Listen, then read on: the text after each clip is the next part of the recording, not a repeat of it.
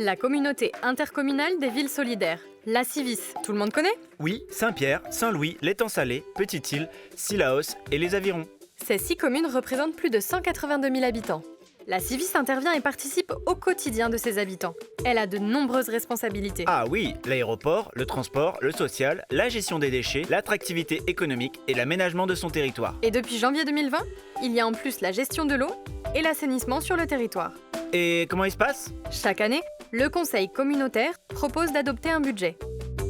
En 2023, c'est plus de 327 millions d'euros. Et qui ça y décide? 70 conseillers issus de la majorité et de l'opposition qui débattent sur les orientations budgétaires puis votent un budget. Quoi n'est dans le budget là donc?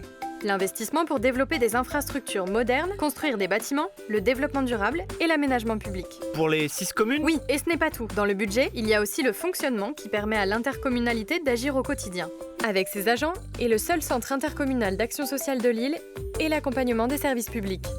En clair, tout ce qui participe à la dynamique et au développement des 6 communes membres. Comment il marche ça? Par exemple, quand la CIVIS implante 4 nouvelles unités de traitement de l'eau potable sur son territoire. L'acquisition, la construction et l'achat de matériel, c'est de l'investissement. Par contre, les charges de personnel, ça, c'est du fonctionnement. Donc, le budget n'a 2 parties, investissement et fonctionnement. C'est ça. Chaque année, l'intercommunalité vote un budget à l'équilibre. Les dépenses doivent être égales aux recettes.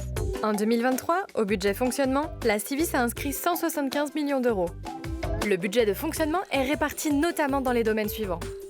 Ces dépenses sont financées par la fiscalité intercommunale, la dotation de l'État et les subventions. Depuis plusieurs années, la CIVIS fait le choix de ne pas augmenter les taxes. En 2023, la CIVIS a inscrit plus de 152 millions d'euros à son budget d'investissement, qui se répartissent dans les domaines suivants. Ainsi, la CIVIS confirme sa place de premier acteur du développement économique, social et humain du Grand Sud.